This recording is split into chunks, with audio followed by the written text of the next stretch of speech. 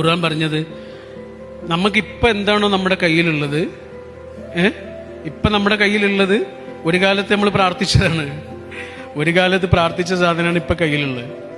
ഇപ്പം കയ്യിലുള്ളതിനോട് ഒരാൾക്ക് നന്ദി ഉണ്ടെങ്കിൽ അതുപോലുള്ളത് പഠിച്ചോൻ ഇനിയും കൂടുതൽ കൊടുക്കും എന്നാണ് ഖുർആൻ പറഞ്ഞത്. നമ്മൾ എപ്പോഴും കാണുന്ന സ്ഥലത്ത് എഴുതി വെക്കേണ്ട ആയത്താണത്.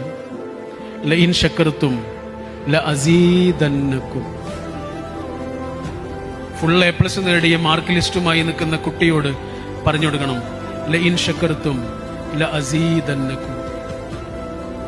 ബിസിനസ്സിൽ വമ്പൻ വിജയങ്ങളുമായി നമുക്ക് ചെലവ് തരാനിരിക്കുന്ന നമ്മുടെ സുഹൃത്തിന്റെ ചെവിയിൽ പറഞ്ഞു കൊടുക്കണം, ലഇൻ ശക്കർത്തും ലഅസീദന്നകും. എടാ, നിനക്ക് നന്ദിയുണ്ടോ? നിനക്ക് കൂടുതൽ കിട്ടും. ആ കൂടുതൽ കിട്ടുന്നതിന് പറയുന്ന പേരാണ് ബർക്കത്ത്. അത് സാധനങ്ങൾ എന്നുള്ള രീതിയിൽ മാത്രമല്ല, പല രീതിയിലുണ്ട്.